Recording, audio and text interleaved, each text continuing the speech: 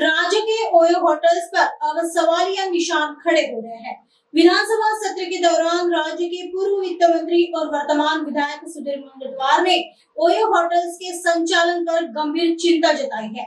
उन्होंने कहा कि इन होटलों में लगातार गैर कानूनी गतिविधियां चलने की शिकायतें प्रशासन को प्राप्त हो रही है। मुंगटीवार ने सदन में कहा कि लोग कुछ घंटों के लिए कमरे किराए पर लेकर आपत्तिजनक और गैर कानूनी गतिविधियों कर रहे हैं।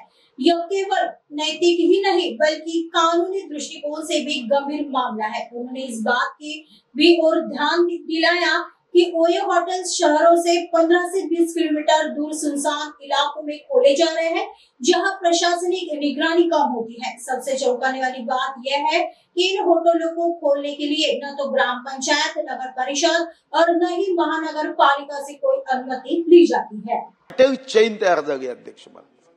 मी आता येताना बघितलं की शहराच्या 20-20 किलोमीटर दूर एका निर्जन ठिकाणी OYO आणि मग मनात शंका आली की हे OYO हॉटेल चेन काय आहे।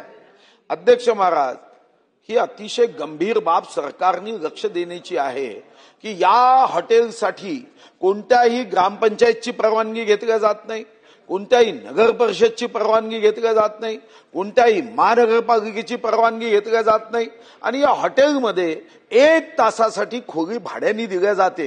ही कशासाठी दिली जाते हा एक पोलीस विभागाच्या अभ्यासाचा विषय आहे की OYOच्या माध्यमातून जर 20-20 किलोमीटर मध्ये कोणीच प्रवासी जाऊन राहत नाही, हा प्रवासी तिथं गेला तर मग त्याचं अर्थशास्त्र कच्चा आहे, कारण जाण्या येण्याच्या टॅक्सीला इतका खर्च येतो, त्यापेक्षा शहरातल्या एखाद्या हॉटेलमध्ये राहणं हे जास्त परवडतं। पण OYO मध्ये जेव्हा जातो तेव्हा खरं तर संस्कृती रक्षकाचं सरकार आहे।